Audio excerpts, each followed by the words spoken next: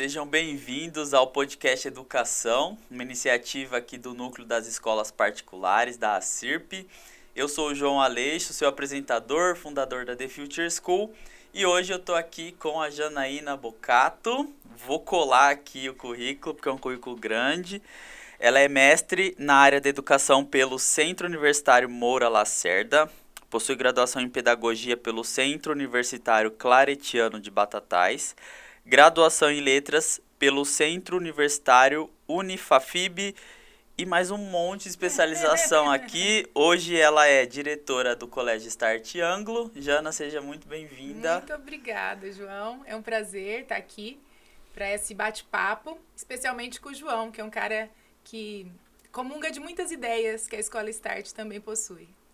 Muito bom, obrigado pela sua disponibilidade. Eu sei que a sua agenda é corridíssima. Nossa, né? Nossa. Corridíssima. E hoje a gente vai falar sobre um tema muito pertinente, que é sobre inovação nas escolas. E não só inovação voltada para a tecnologia, mas também a gente falar um pouco sobre metodologia de ensino, sobre ambiente físico, sobre como capacitar os profissionais, porque não adianta a gente ter ali o melhor método, o melhor espaço físico, sim, tecnologia de última geração e as pessoas não saberem usar. Sim.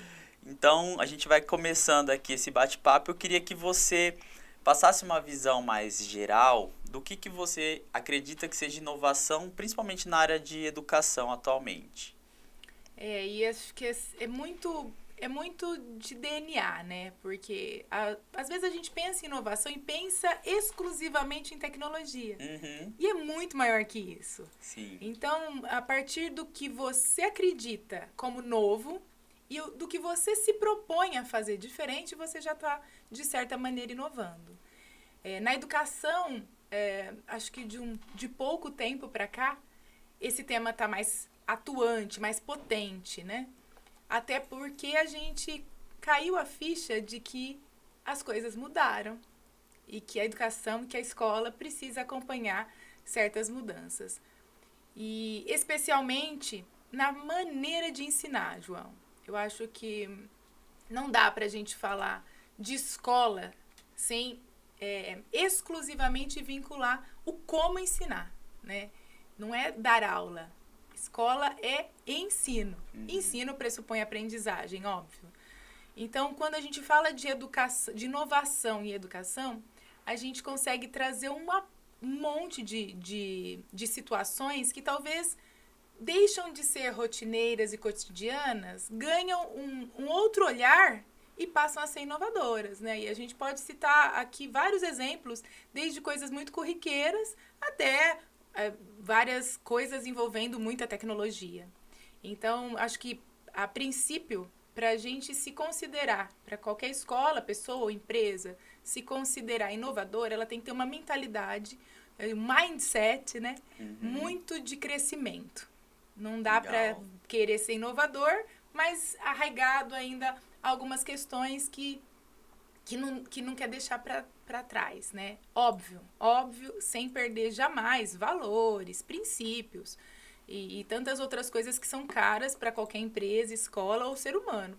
Mas inovar é quando você consegue ver talvez a mesma coisa sobre um prisma diferente. Nossa, mas e se eu propusesse? E se eu levasse essa reflexão? E se eu trouxesse esse aplicativo para potencializar o ensino? Né? Ou e se eu deixasse o aluno falar mais? E se eu perguntasse mais? E aí a gente tem tantas metodologias que favorecem esse ensino inovador. Legal.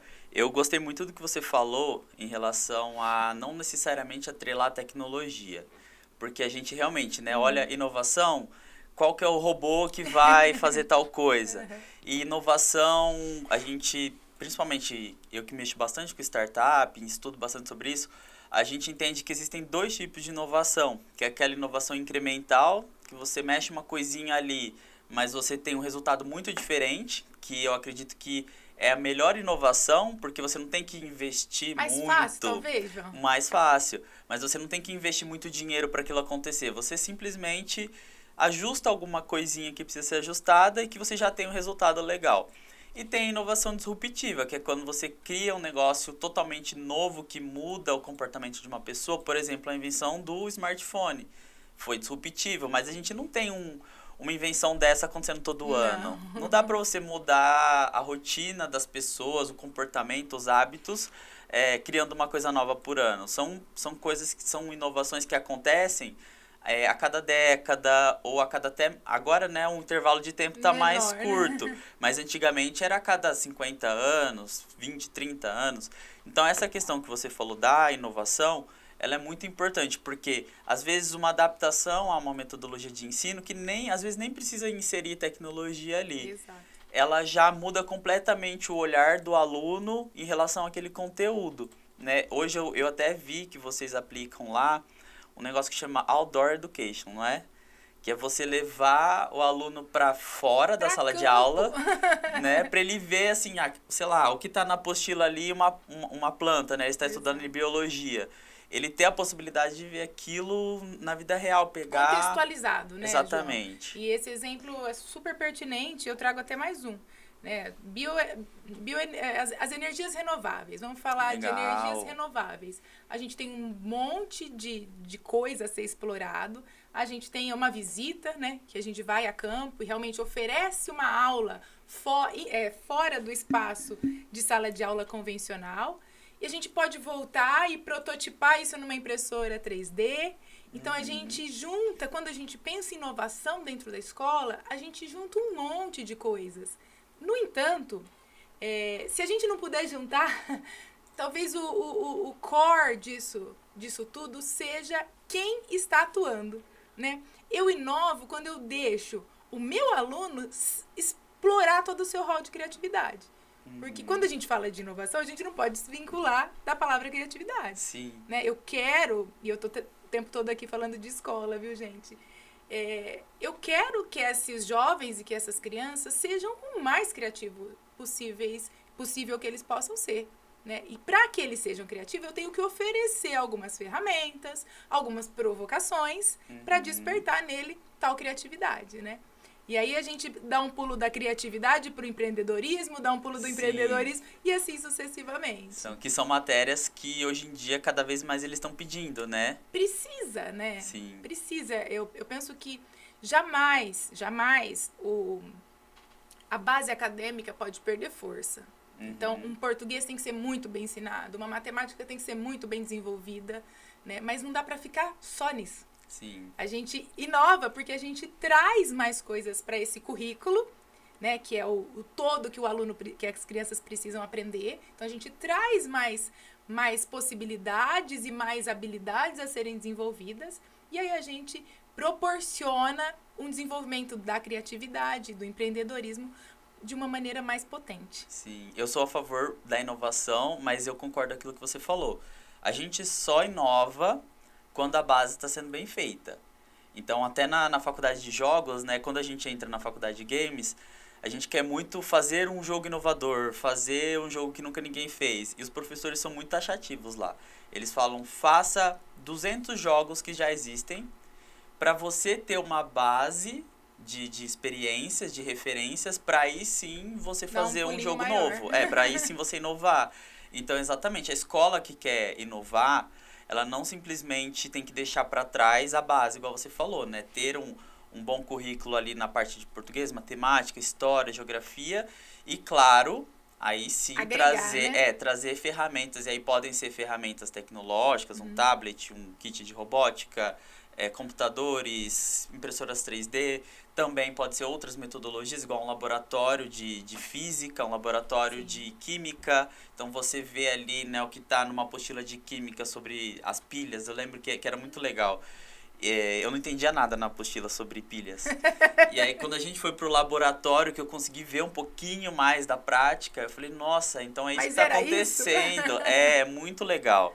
Então, a gente tem que explorar os diversos formatos de conteúdo justamente porque nem todo mundo aprende do mesmo jeito. Maneira. Perfeito. Né? Perfeito. E eu gosto muito de usar uma frase lá na escola que eu falo, inovação não é quebrar paredes, é quebrar paradigmas, né? Então, a gente precisa mudar a forma de ver aquilo, o que quer que seja, né? Eu quero inovar na minha empresa de produção de vassouras. Como que eu inovo? Eu quero inovar dentro da minha escola, né? Então, a partir do momento que você decide mudar o prisma, mudar o mindset e ver as coisas de maneira diferente, você já está aberto à inovação, né? Você tocou num assunto que me é muito caro e particularmente eu gosto muito, que é a equipe, né? E essa equipe dá conta disso tudo? Como que é a formação entrar nisso daqui a desse pouco. pessoal, né? Eu vejo que é um desafio. Sem dúvida, mas sem isso também o pulo Sim. não acontece, né? Sim. O passo 2 não chega. Então é muita coisa envolvendo, né? Muita coisa mesmo. Sim, essa questão da equipe, até lá eu tenho, a maioria da minha equipe são jovens. Então, em teoria, deveria ser mais fácil de implementar alguma questão mais tecnológica. Mas a gente percebe que a resistência é a mesma do que se eu tivesse uma equipe mais velha, né? De que eles têm que ter acesso às tecnologias, mas acontece que nós temos tanta tecnologia surgindo ao mesmo tempo, na mesma intensidade, que a gente não consegue... A curadoria fica difícil. a gente não consegue trazer tudo. A gente tem que ter ali os profissionais que são especializados em algumas coisas que a gente escolheu trazer para a empresa e para a escola e realmente focar naquilo e deixar para se o cliente quiser outra área de especialização, ele tem que buscar outro lugar. E eu acho que tem possibilidades para todo mundo. Gosto muito dessa ideia de a gente não consegue fazer tudo ao mesmo tempo no mesmo lugar, né? Então, no caso, a Escola Start é uma escola jovem também, que nasce já de uma perspectiva, de uma possibilidade de inovação. Então, talvez seja um pouco mais fácil quando você constrói algo para ser dessa maneira, né? E não tenha que transformar. Eu imagino, eu tenho bastante tempo na educação já trabalho há mais de 25 anos com educação. E mudar algo que já está, talvez, enraizado dentro de uma perspectiva mais tradicional ou mais cautelosa para abertura de outras possibilidades, seja um pouco mais difícil do que quando você já nasce com esse propósito, né? Então, acho que muito do que a gente consegue na Escola Start é por ter nascido já uma escola com DNA tecnológico, numa perspectiva de inovação. A gente acaba, né, pensando em metodologias ainda, que não dá para fugir desse assunto. É muito legal falar de metodologia, porque a gente está falando da formação das novas gerações, né? Sim. Como que eu quero que esse jovem atue no mundo? Como alguém que recebe a informação, aceita ela cordialmente, sem muita reflexão ou sem muito debate, ou eu quero que esse jovem receba, pense, analise, proponha, critique, né? Então, a maneira como a escola entrega esses jovens de volta para a sociedade é a maneira como ela atua dentro dela mesma, Sim. né? Então, como eu atuo dentro da escola com essas crianças, é a base de como ele vai ser depois quando voltar para o mundo, para o mercado, Sim. né? Eu falo que quando você está buscando uma escola, justamente você tem que entender qual é a proposta pedagógica da escola. Então, muitos pais eles vão buscar uma escola, eles se atentam basicamente ao espaço físico, né? Ou às atividades extras que a escola oferece. Oferece futebol, circo, Sim. robótica, tá tudo bem. Mas eu acho que por detrás de tudo isso, né, tem algo que norteia todas essas atividades, que é qual é o objetivo da escola para com o aluno. É fazer ele passar num vestibular concorrido ou não? Ou é fazer ele seguir a carreira que ele ama ou não? Ou é ele ter um contato mais empático com questão de relacionamento, natureza, parte audiovisual? Então, eu acho que, igual eu falei, não existe certo e errado na inovação. Existe tentativa e erro, existe inovação que funciona melhor para um público e inovação que funciona melhor para outro. Mas é o que você falou, é o que está por detrás da proposta da escola. A proposta da sua escola é fazer o seu filho ser mais questionador. Então, lá a gente percebe que antigamente era simplesmente falar assim, estuda isso porque vai cair na prova. Estuda isso porque é importante. E hoje não funciona mais. Não funciona mais. Eles não querem estudar por estudar. Eles querem saber para onde eu vou usar isso na minha vida. Exato. Na minha época, a gente já fazia esse questionamento. Mas menos, só que o professor falava, estuda porque vai cair na prova. E a gente aceitava e seguia, porque o vestibular era a coisa mais importante da nossa vida.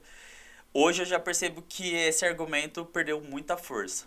Então, você trazer o porquê, o propósito, aonde eu vou usar isso na minha vida, eu não diria nem que é muito importante, eu diria que é o único jeito de fazer essa geração estudar, e é por isso que eu percebo que está tendo um abismo tão grande entre os profissionais da educação e os alunos.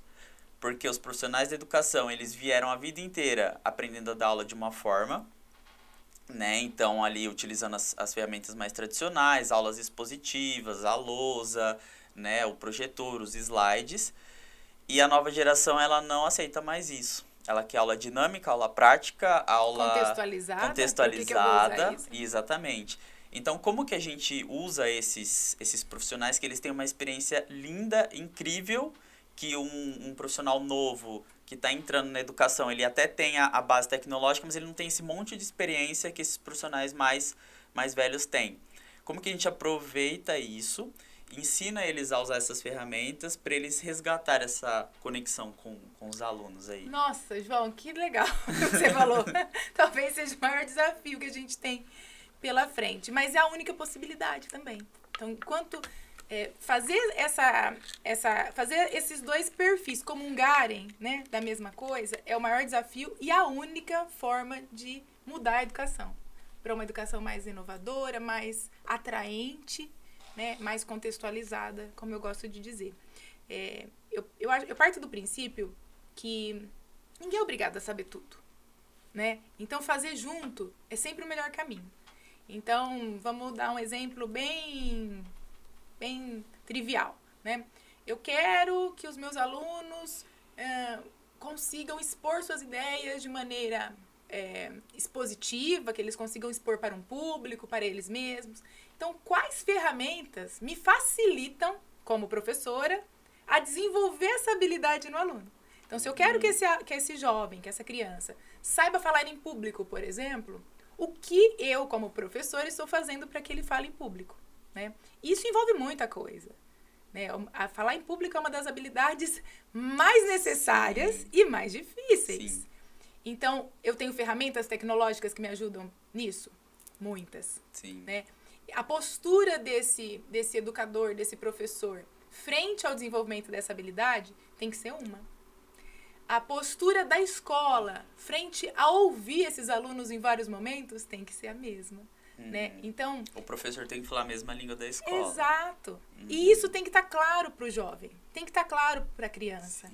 Né? Então, o tempo todo a gente se questiona como escola, como professores, o que eu quero desenvolver nesse aluno. A partir desse momento, seja esse profissional, né, com uma bagagem de tempo maior, ou seja esse profissional mais jovem, ambos vão pensar a mesma coisa. Para desenvolver isso no meu aluno, eu preciso de X, eu preciso de Y. Né? A resistência com a tecnologia dentro das escolas, João, eu acho que melhorou muito depois da pandemia. Né? Nós fomos obrigados, ponto. Tem que aceitar, né? Aceita porque, que dói menos, aceita que dói menos. Então, acho que hoje esse não é o maior entrave, né? Mas também à custa de muita formação. Porque, de novo, o professor não precisa saber tudo, ele não é obrigado a saber. Mas a partir do momento que ele precisa desenvolver tal coisa no aluno, ele precisa buscar como fazer isso. Aí ele aprende também. Sim. Né? Então, acho que precisa ser empática, sim, essa relação, né? Da escola com a sua equipe, na formação dessa equipe, mas sempre mantendo a mesma linha. Não adianta eu querer ser uma escola inovadora, mas que na hora de uma exposição oral eu falo para a criança, não, pode parar agora é o seu amiguinho que vai falar. Né? Antes de eu ter essa conduta, eu tenho que ter falado para ele o tempo que ele tinha de fala, como que ele se posicionaria, como que entraria a fala do amiguinho. Sim. Ou um outro exemplo que eu gosto de dizer, na pandemia, a gente podia mutar os alunos, não sei se você lembra disso. Sim. Como que eu posso mutar se eu quero que ele seja um aluno participativo? Sim, né? Exatamente, incoerência total. Né? Então, assim, são pontos que eu insisto, tem que estar no core da escola. Sim. O que é o coração, o que move essa escola? E tem público para todo mundo, e tem escola para todo mundo também, né? Sim. Ninguém precisa... Não precisa ter todas as escolas inovadoras, porque tem perfil de aluno para uma escola que é mais tradicional e etc, né? Sim, e você comentou dos professores, eles tiveram um grande desafio, Muito. né? Foi dolorido, viu, João? As escolas no geral, mas os professores em si, que estavam ali na linha de frente, eles tiveram um grande desafio com a tecnologia. Só que o que eu percebo, eu até falei isso no episódio anterior que a gente teve de inteligência artificial. A gente conversou muito sobre o futuro das profissões, profissões que vão surgir, profissões que vão sumir. E eu dei uma visão pessoal para ele sobre a minha visão em relação às novas tecnologias, né? Que surgiu um medo enorme aí por conta da inteligência artificial, que está substituindo um monte de profissões e tá sendo tudo muito rápido. E eu falei pro Guilherme que estava aqui que eu acredito que professor é uma das poucas profissões que se manterão. Porque a questão da aprendizagem, ela não envolve só conteúdo, curadoria de conteúdo. Ela envolve toda a questão de afetividade, de adaptação. Então, se o aluno não está entendendo o conteúdo daquela forma que está sendo apresentado, o professor ele tem ferramentas para adaptar, melhorar ali a qualidade da aula, melhorar a forma de aprendizagem.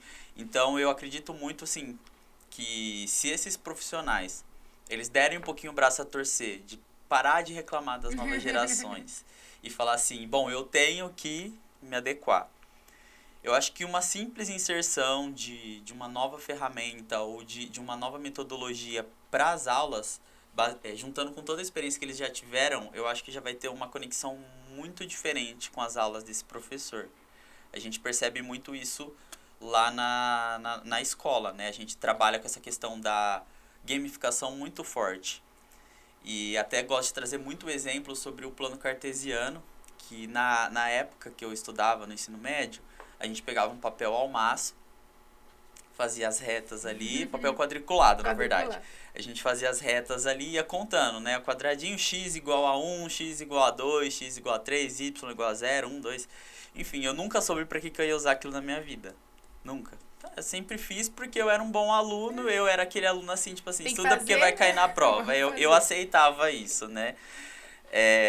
E é muito engraçado, porque na programação, no desenvolvimento de jogos, a gente usa plano cartesiano o tempo todo. Então, assim, se o personagem está se deslocando para a direita, é o eixo X dele que está se movendo. Ele está se deslocando para cima, o eixo Y. Ele está indo para trás, é o eixo Z. O próprio Minecraft, que eles jogam muito, tem ali as coordenadas. Então, assim, são ferramentas que facilitam muito o trabalho do professor. Porque o professor não tem que ficar desenhando nada, ele só pega a própria ferramenta, o próprio Minecraft, Roblox, que seja o que ele está usando ali, e fala, olha, X é isso, Y é isso. Então, tanto para plano cartesiano, mas existe essa possibilidade para N ferramentas, né? E você foi aprender o plano cartesiano quando, João? Não sei, segundo colegial, primeiro colegial. Deve ter sido por aí. E hoje, tanto a linguagem, né, essa linguagem que você está chamando aí do plano, eu não sei se posso estar falando errado, a linguagem dos blocos também, a gente usa desde a educação infantil, né? Sim. Então, os alunos lá têm contato desde os 7 anos com o plano cartesiano. Sim. Então, isso não é inovar? Exatamente. É porque isso está muito inserido no dia a dia deles hoje, né? Então fica muito fácil de você fazer uma analogia, né? O que você está vendo aqui é isso que está por detrás, né? O você código. Me lembrou um exemplo bem legal. A gente, né? Todo mundo fazia maquete na escola, não fazia? Sim, o vulcão da Feira de Ciências. A gente faz a maquete usando essa linguagem, né? Sim. Então, usando ali eu não sou especialista na área aí da programação, mas a gente produz um monte de maquete dentro dos aplicativos que oferecem essa possibilidade. Usando 3D? Exato. A gente usa muito... Vou ensinar ângulos para os alunos, né? Tem um aplicativo que você coloca aqui na beira, ele te dá o ângulo, ele te mostra como que isso pode ser calculado de várias maneiras.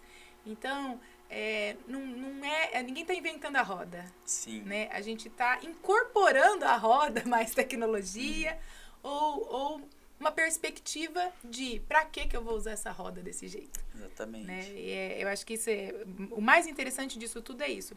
Ter clareza do que eu estou fazendo para o desenvolvimento dessa criança.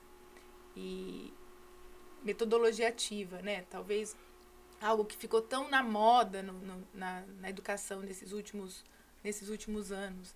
Nada mais do que deixar o aluno ser o condutor do conhecimento dele. Ele ser dono do que ele está aprendendo.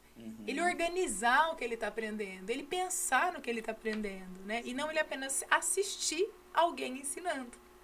Então, de novo, é uma mudança de perspectiva que tem que estar na cabeça do professor. Sim. Quando ele faz parte do processo de aprendizagem, o engajamento aumenta muito, né? Sem dúvida. Até se a gente observar isso com adultos, né? Você está trabalhando numa empresa.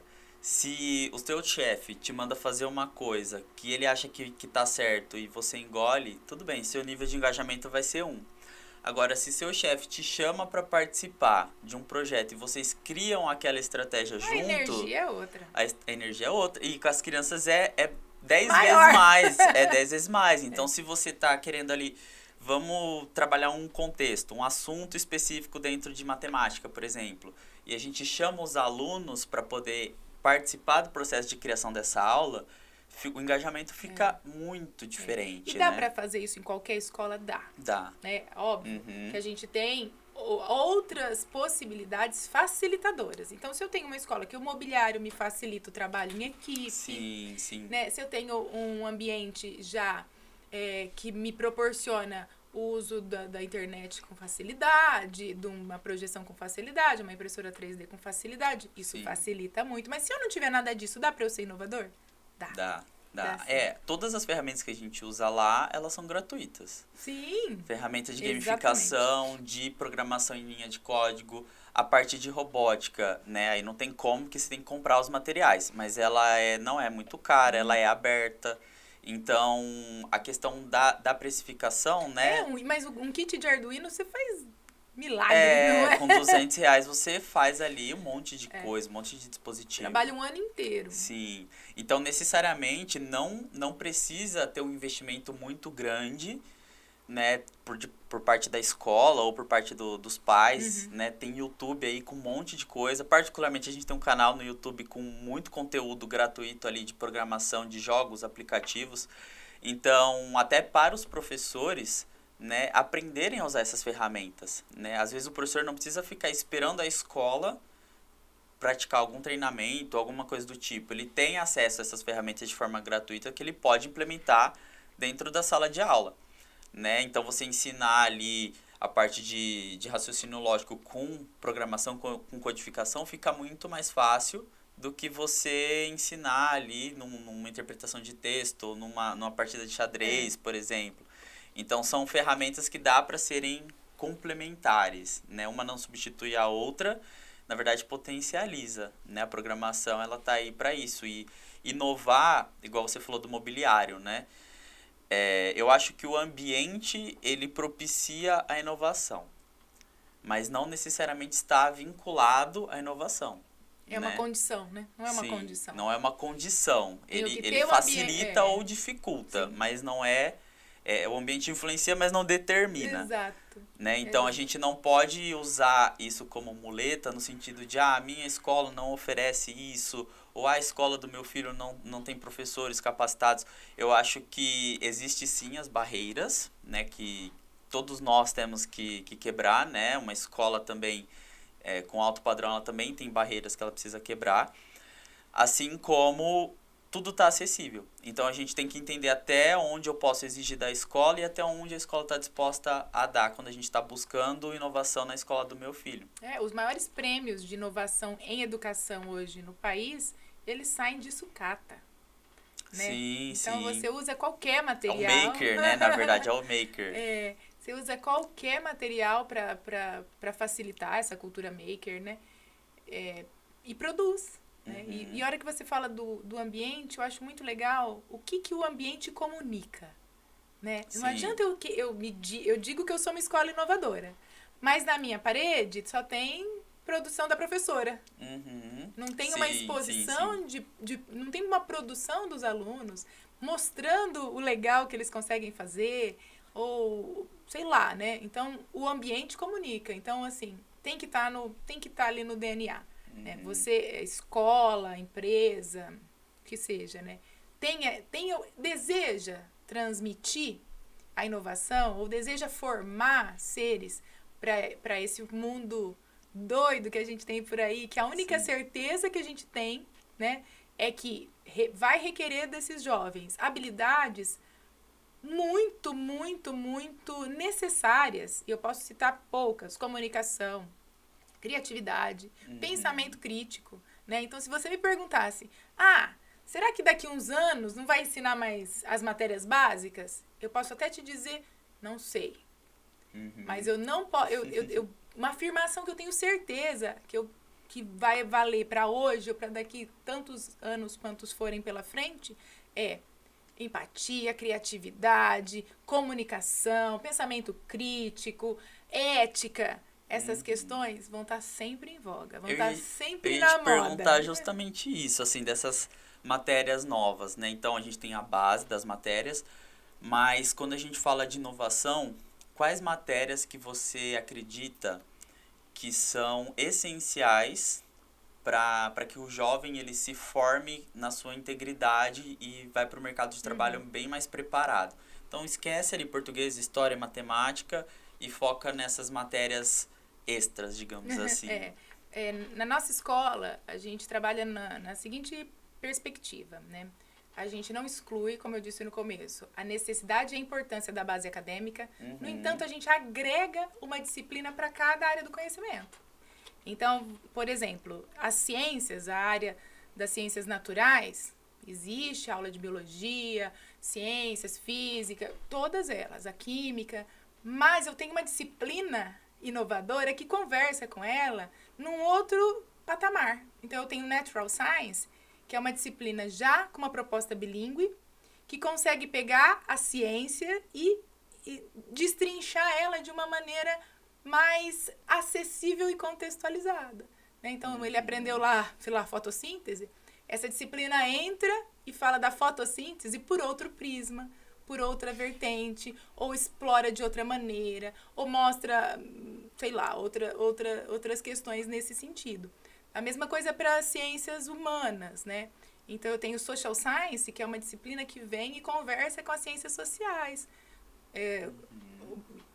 Linguagens e mídias criativas é uma disciplina que conversa com as linguagens, com a língua portuguesa, com as artes. Essa é a matéria muito legal, porque a gente, quando fala de comunicação, a gente basicamente restringe a comunicação a falar em público.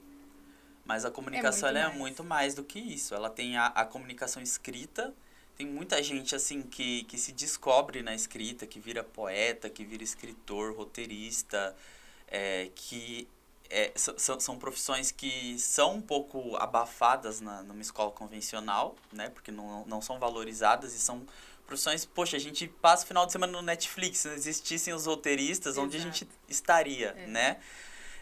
Além disso, a gente tem a comunicação corporal, né? A expressão, que são os atletas, os artistas, né? O pessoal que trabalha com teatro, com artes cênicas. Então, a comunicação é muito legal de ser trabalhada numa escola, justamente porque não existe só um jeito de se comunicar. Eu era super frustrado no meu ensino médio, porque eu sempre fui muito tímido, mas eu sempre escrevi muito bem.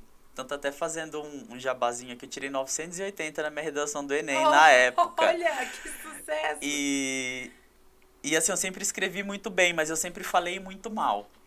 E parece que toda vez que eu ia apresentar alguma coisa que eu construí, eu me sentia muito ruim, com a autoestima muito baixa, né? Porque eu achava que o que eu tinha apresentado era ruim, mas o que eu fiz não era ruim. É o jeito que eu apresentava que era ruim, que precisava melhorar. Então, às vezes, uma forma de adaptar ali a linguagem, a comunicação, você deixa o aluno mais confortável e você valoriza aquilo onde ele é bom. Que eu acho que as novas gerações, eu acho que caiu a ficha deles de que não existe sucesso só para quem é bom nas matérias. Bom em tudo, né? Exatamente. Não existe o sucesso só para quem é bom na escola. Existe o sucesso para quem toca bem um instrumento, para quem Um bom atleta. um bom atleta. Então, hoje a desenha. gente tem essa consciência, né? Um E tempo atrás legal, não tinha. É legal você falar isso porque a gente, lá na escola, a gente tem um projeto, né? Uma proposta bem interessante nesse sentido. A gente valoriza, sim, trimestralmente, o melhor desempenho acadêmico, mas a gente valoriza também o melhor atleta, né? Por Olha isso que só, legal. A escola tem um funcionamento bem extenso de tempo, né? De horário. Então, a gente tem turmas de treinamento para aquele aluno, para aquele jovem que quer realmente ser um atleta, tem um desempenho de alta performance. Sem deixar os estudos de lado. Sem deixar os estudos de lado. A gente Isso valoriza... é um valor muito forte lá fora, né? Exato. Sim. Aqui no Brasil parece que, você quer seguir na carreira de atleta, você abandona os estudos. É um bom jogador de futebol, mas não dá, é bom na escola. Não dá pra ser Não assim, não. né? Não dá pra ser assim. Então, a gente tem trimestralmente essa valorização nas diferentes habilidades ou inteligências, né? Como Gardner dizia, na acadêmica, no desenho, no esportivo e na cultural, que aí às vezes entra a música, às vezes entra o teatro, né? Então, para dizer para os nossos alunos, aqui a gente olha você como você é inteiro, né? Mas eu gosto de jogar basquete, eu só vou jogar basquete? Não. O basquete, o seu tempo de dedicação ao basquete pode ser maior, sem desprezar todo o necessário até para o desenvolvimento né, do próprio basquete. Eu preciso aprender física, preciso aprender como o meu corpo se comporta em desempenho, né? Então, tem muita coisa que a gente... A verdade é a seguinte, João, a gente tem que dar sentido para as coisas, sim. Então, quando esse menino, esse jovem fala, vou aprender isso pra quê? A gente tem que ter a resposta. Exatamente. Não dá mais pra aprender por aprender. Não. Tem que aprender pra alguma coisa. Pra usar. Exatamente. E isso entra até, né, a gente tá falando de que a escola tem que comunicar o seu propósito. Isso entra em processo de avaliação. Como que eu estou avaliando esse jovem, né? Eu inovo, dou aquela aula super inovadora, uso um monte de metodologia ativa, mas aí na hora da prova eu falo, responda... É só a prova que vale. É só a prova que vale. Não. Então, as coisas precisam fazer sentido no todo. Sim. Né? Então, acho que está tudo certo quando a gente se propõe a inovar, desde que a gente pare e pense, qual é o caminho que eu vou seguir? E trilhar esse caminho sem perder o norte. Muito bom. Eu acho que pra gente fechar o assunto de inovação, eu acredito que, e aí depois você dá a sua visão para complementar, eu acredito que toda escola, todo pai de aluno que esteja buscando inovação, tem alguns pontos que ele precisa estar atento, que foram alguns pontos que a gente conversou aqui ao longo da nossa conversa, que é ambiente físico, se aquele ambiente favorece a inovação ou repreende, a questão dos profissionais envolvidos, né, são profissionais abertos a aprender uma coisa nova, uma ferramenta nova, como que eles fazem a dinâmica em sala de aula, sempre uma aula expositiva ou não, é uma aula participativa, envolve ali a participação dos alunos, a filosofia da escola, que eu acho que é o principal porque vai nortear todo o resto, né? Filosofia seguindo um caminho, a escola vai adaptar o ambiente, vai adaptar... Né, mas eu acho que é importante a filosofia da escola, principalmente da coordenação, da direção, porque eles que vão passar e cobrar, né, dos outros profissionais a filosofia aplicada. Né? Eu acho que ver a questão da tecnologia, né, se isso é um valor importante para você, eu acho que você tem que ver se aquela escola está preparada para lidar com a tecnologia para o seu filho. E a questão também das outras questões que você falou sobre trabalhar, você até citou o Gardner, né, que fala das inteligências múltiplas, né, que a gente nem vai dar tempo de entrar nesse assunto aqui, mas para a gente trabalhar realmente o indivíduo, não só avaliando a parte matemática, mas avaliando a consciência corporal, a introspecção dele, a extroversão dele, a conexão que ele tem com a natureza. Então, a gente trabalhar, ver se a escola tem ferramentas e formas de trabalhar o seu filho como um todo, como um ser humano, e não só como um número para ver se ele vai passar no vestibular ou não. Então, são esses os pontos, assim. A gente gosta de dizer que a gente prepara o aluno para o que ele quiser, inclusive passar no vestibular. Sim. Né? Pode ser uma escolha dele, tá tudo bem. Sim. Pode ser uma escolha dele tirar um ano sabático para prestar serviço voluntário lá na África, e tá tudo bem. Né? Ou estudar fora do país e ser um atleta lá também. Também tá tudo bem, né? Então, eu acho que a responsabilidade da escola hoje é muito grande. Sim. Sempre foi, né? Sim. Óbvio, sempre foi. mas nos enche Mas de... os holofotes agora estão bem... Tá, porque acho que a visão de todos é que quem vai ser a próxima geração? Como vai ser a próxima geração? Sim. E a escola tem um papel fundamental nisso, né? Em desenvolver essas pessoas que estarão ali na ponta da sociedade, preocupadas com o outro, né? Então, por exemplo, a gente fez um trabalho envolvendo idosos muito legal. E aí a gente conseguiu desenvolver uma plataforma para receber currículos de pessoas que já não estão mais no mercado de trabalho, que já aposentaram, mas que têm um potencial muito grande. Né? Então, aí a gente ajudava eles se reinserirem ali de alguma maneira, de uma maneira ou de outra. A gente fez um outro trabalho, e estou dizendo isso para contar aqui. Quem é esse jovem que vai atuar daqui a pouco? Fizemos um outro trabalho com uma empresa aqui, pensando na logística, no desenvolvimento sustentável do produto que essa empresa produz. Então, como que poderia ser mais sustentável, né, para receber o selo X, o selo Y?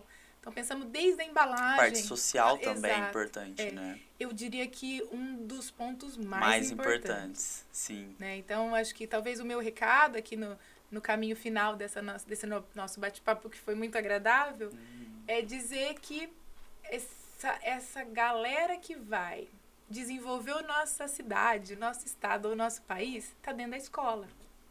E como que a escola quer que eles atuem?